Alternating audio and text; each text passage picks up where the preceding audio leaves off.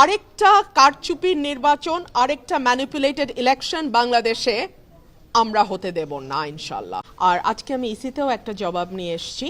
আর 22 তারিখে আমার প্রচারণার মাঠে থাকার কথা, কিন্তু বাধ্য হয়েই আমি আজকে ঢাকায় এসেছি, বিকজ আমার কাছে মনে হয়েছে প্রশাসন এবং পুলিশের যতটা নিরপেক্ষ থাকবার কথা ততটা নিরপেক্ষ নয়।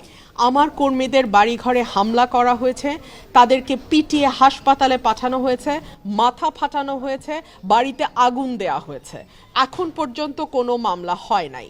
সো আমি নির্বাচন কমিশনকে অবহিত করতে এসেছি যে যেহেতু আমি একজন স্বতন্ত্র প্রার্থী এবং আমি বড় দলগুলোর বিরুদ্ধে আমাকে লড়াই করতে হচ্ছে, প্রশাসন যদি এখানে একদম স্ট্রেইট নিরপেক্ষ না থাকে তাহলে আরেকটা 5ই অগস্টের মতন কিংবা 2018 নির্বাচনের মতন আরেকটা নির্বাচন যদি হয় বাংলাদেশে, তার পরিণতি ভালো হবে না, কারো জন্যই ভালো হবে না। সো এই বিষয়গুলো আমি আসলে কমিশনকে অবহিত করেছি।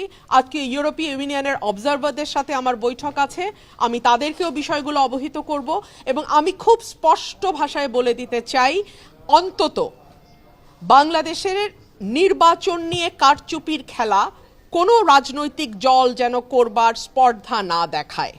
আমি সকল দলকেই আহ্বান জানাবো, নির্বাচনের মাঠে একটা সুষ্ঠু নির্বাচন যাতে হয় সেই জন্য মানুষ 15 বছর লড়াই করেছে।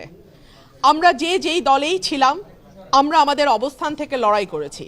সো আরেকটা কারচুপির নির্বাচন, আরেকটা ম্যানিপুলেটেড ইলেকশন বাংলাদেশে আমরা হতে দেব না ইনশাল্লাহ।